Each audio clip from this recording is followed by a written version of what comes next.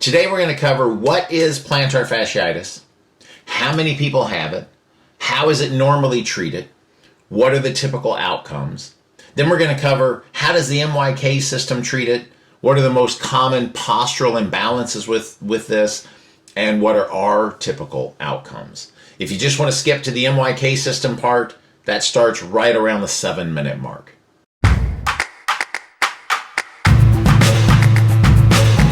What is plantar fasciitis? This condition is defined as a sharp pain at the medial plantar aspect of the calcaneus and the medial longitudinal arch of the foot. So let's break this down so we know exactly where we're talking about. So the plantar aspect is the bottom of the foot, the dorsal aspect is the top of the foot, the medial side is going to be the big toe side, and the lateral side will be the little toe side, and the calcaneus, of course, is your heel bone. So the medial plantar aspect of the calcaneus is the big toe side of the bottom of the foot of your heel bone. So this is there is also the medial longitudinal arch of the foot. So medial is the big toe side again. This is the arch that everybody looks at to see if you have flat feet or not. Basically, this is the part of your foot that doesn't touch the ground, okay? So now we know where we're talking, what area we're talking about. So basically, it's from your heel bone up to the ball of your foot on the medial side. So somewhere between 1 and 2 million people each year complain of pain in this area. And about 10% of the population will have an issue here at some point in their lives.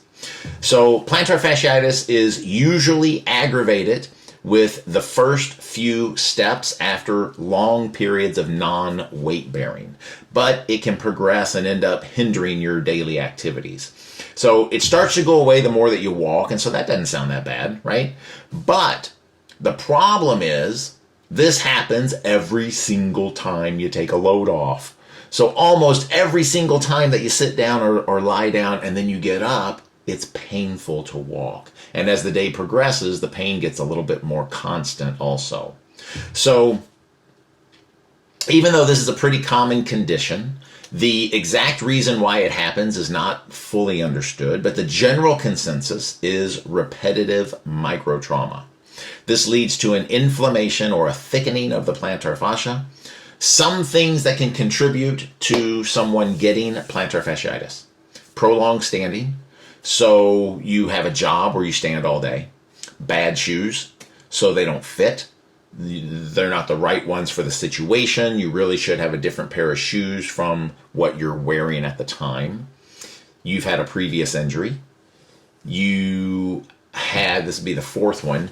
If you have limited ability to bring your foot up or to dorsiflex your foot or dorsiflex your ankle, along with having a tight calf muscle. So having a tight calf muscle is a big factor in altering the biomechanics of how you walk.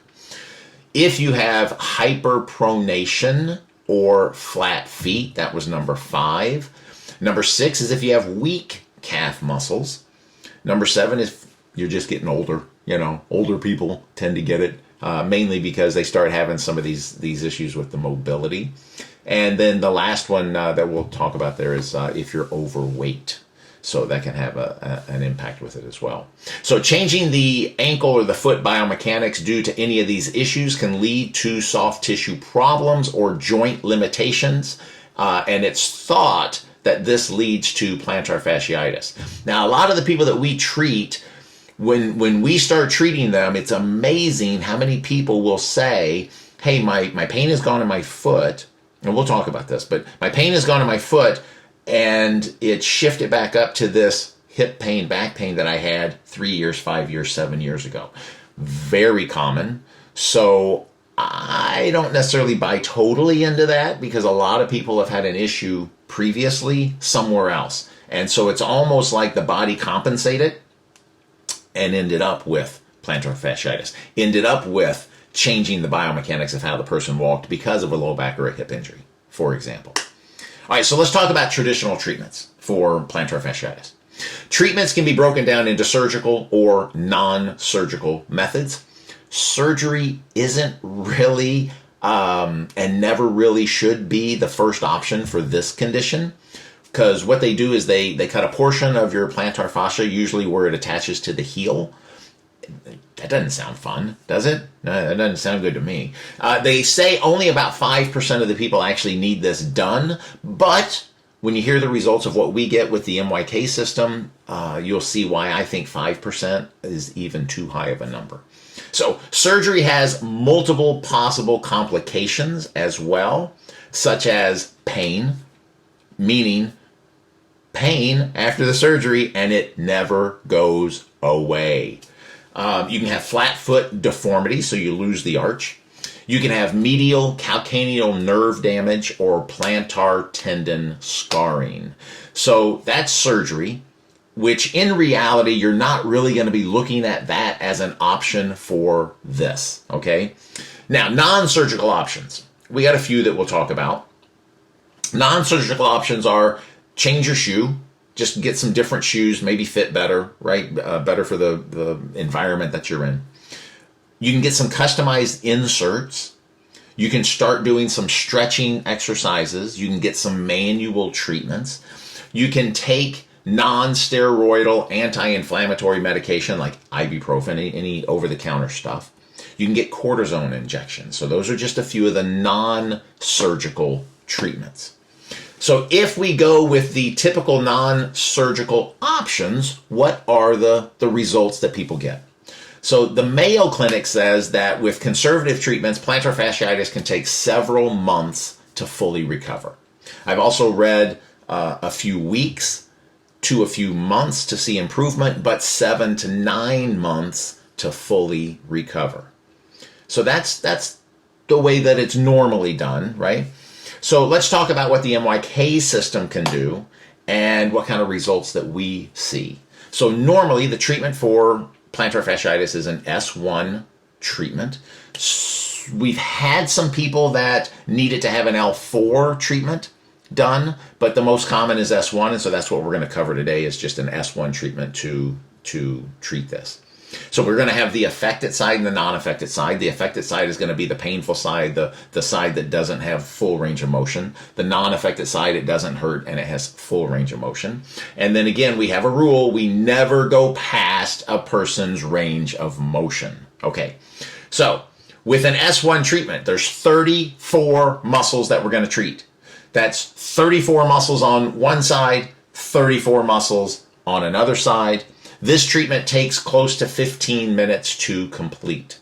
Now, if you have the ability to adjust the ankle as well, I have what I call the extra specific treatments that can be used with an adjustment, in conjunction with an adjustment. And this takes about 4.5 minutes to do that. So with an adjustment, you can do this extra specific treatment. It's about a 4.5 minute treatment. You get the same results as if you did the full 15-minute MYK treatment. So what's the typical outcome that we get with the MYK system? We have a very high percentage of people that stand up from the very first treatment and they go, wow, I have no pain in my foot. I have difficult patients. Now, I call these people difficult patients, the ones who don't respond very fast. So a difficult patient may take 2 to 3 treatments to respond.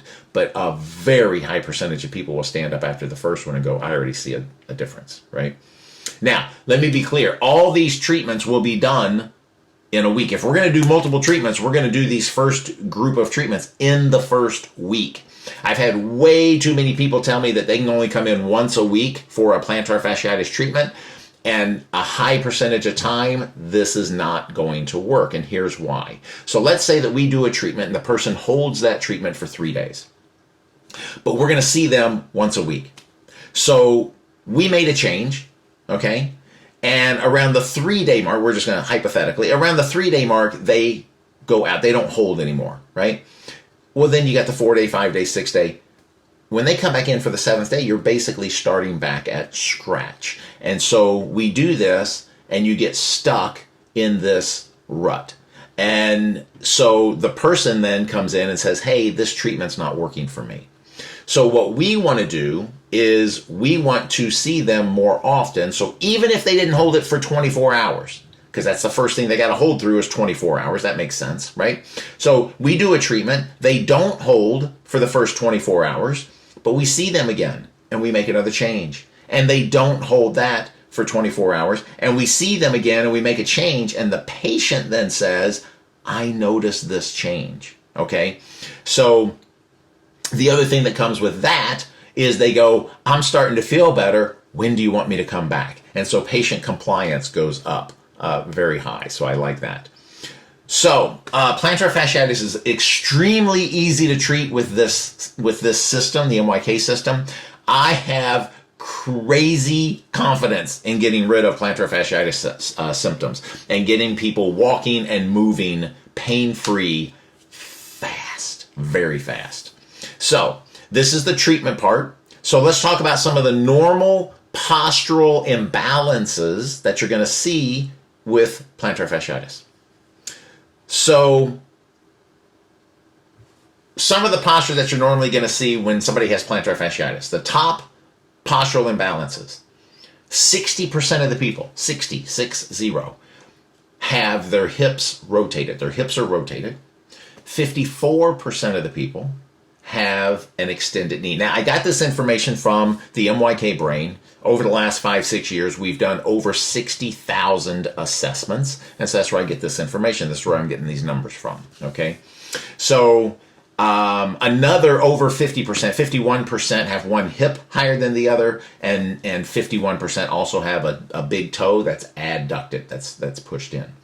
Now, I know I'm throwing numbers out, right? So 55% of the people had both their hips rotated and an extended knee. So what does this mean? So if you're looking at somebody's posture and they have both rotated hips and an extended knee, we could say to this person, hey, over half the people that have that combination of a postural imbalance end up with plantar fasciitis. So we really need to address this and get this balanced again. This could cut down on workman's comp, prevent athletic injuries. So this is something that we should try and keep an eye out for. So that's the typical postural imbalances that you're normally going to see. So what about some strengthening exercises that we can give them? So what are some typical specific exercises that the MYK brain shows that should be done? This is different for each person. The strengthening exercises are based off of the postural imbalances that the person has and the nerve problem that the person has. So if we just take these 4 postural imbalances that we listed and put it into the MYK brain,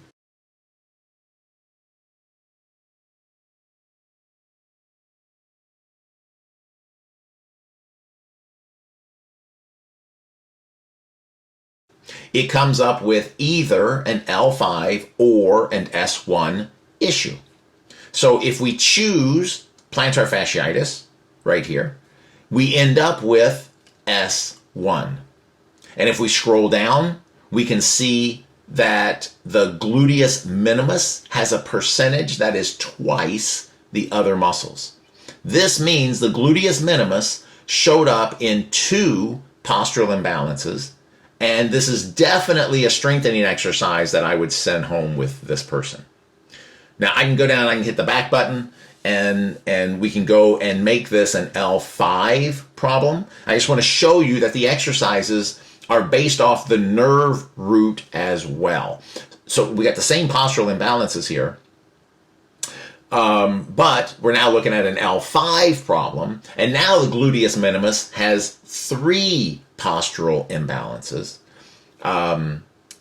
which means it's in 3 different things that we can strengthen. The adductors, the gluteus medius, and the tensor fascia lata are in 2 postural imbalances each. So we have 4 exercises that we could send this person home with, but we all know that they're not going to do all 4 if we give them that many. At least that's my experience.